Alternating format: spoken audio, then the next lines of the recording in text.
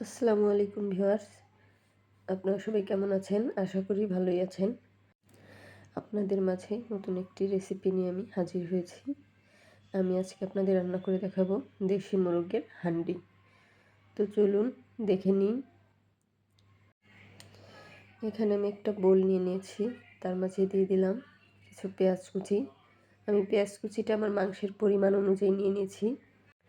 দিয়ে দিয়েছি একটি তেজপাতা 2 টুকরো করে, আর কিছু আস্ত গরম মশলা। এখন এর মাঝে আমি রসুন বাটা দিয়ে দিলাম, আর দিয়ে দিব আদা বাটা। আমি রসুন বাটাটা বেশি দিয়েছি, আদা বাটা কম দিয়েছি। আর দিয়ে দিলাম শুকনো মরিচের গুঁড়া আর হলুদ গুঁড়া। এখন দিয়ে দিলাম জিরার গুঁড়া, আর দিয়ে দেবো ধনিয়ার গুঁড়া। লবণ দিয়ে দিলাম পরিমাণ মতো, আর কিছু টমেটো কুচি। এখন এর মধ্যে আমি কিছু আস্ত কাঁচামরিচ ভেঙে দিয়ে দিব। এবারে সব কিছুকে আমি হাত দিয়ে ভালো করে মাখিয়ে নেব।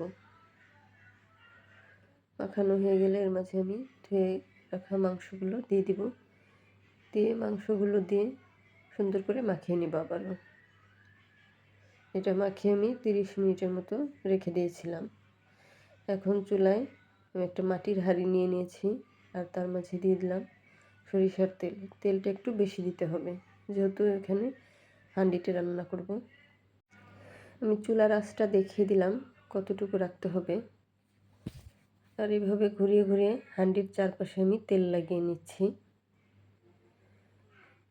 এতে এখন আমি মশলাগুলো আগে নিচে দেব, তার উপরে দেব মাংসগুলো। এটা কিন্তু পুরোটাই তেলে রান্না হবে, এজন্য তেলটা বেশি দিতে হবে। এখন ওই পাত্রটা ধুয়ে আমি একটু পানি দিয়ে দিলাম, আর দিয়ে দিলাম কিছু আস্ত রসুনের কোয়া। আর হাঁডির ঢাকনা সিল করার জন্য আমি এভাবে ময়দা মেখে নিয়েছি। এভাবেই মেখে নেবেন, বেশি শক্ত করে মাখলে এটা সেদ্ধ হওয়ার পর খুলে যায়। খুলে যায় বলতে হচ্ছে জায়গা জায়গা থেকে ভিতরের ভাবটা বেরিয়ে আসে। এই তো আমি এখন উপর দিয়ে এটাকে লাগিয়ে দিচ্ছি, ভালো করে সিল করে দিচ্ছি।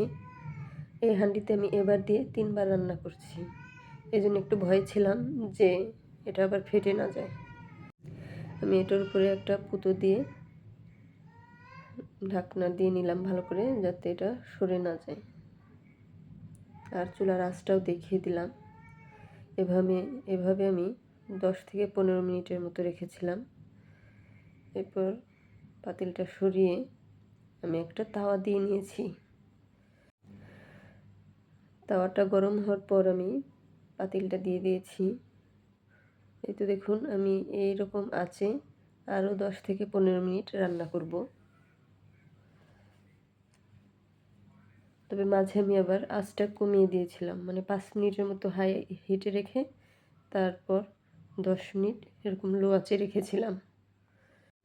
দেখুন আমার এখান দিয়ে ভাপ বেরিয়ে যাচ্ছিল, তাই আমি আটা দিয়ে আবারও সিল করে দিলাম।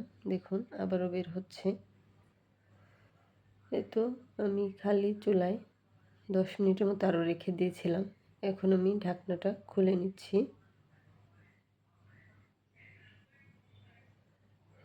দেখুন কি সুন্দর রান্না হয়েছে ভিতরে।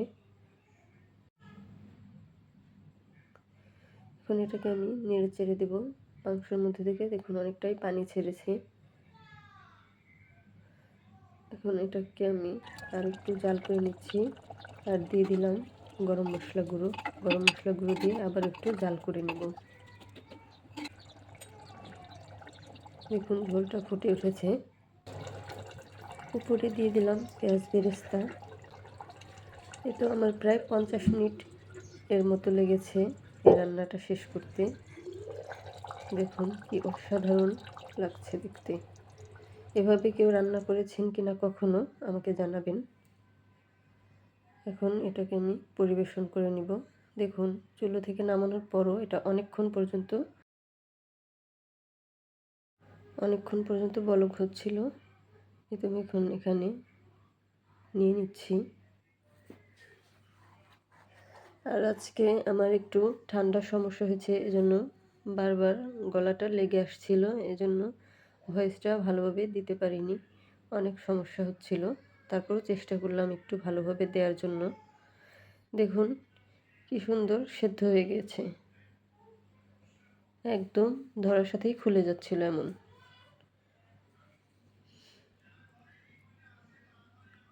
উপর দিয়ে দিয়ে দিলাম পেঁয়াজ বেরেস্তা।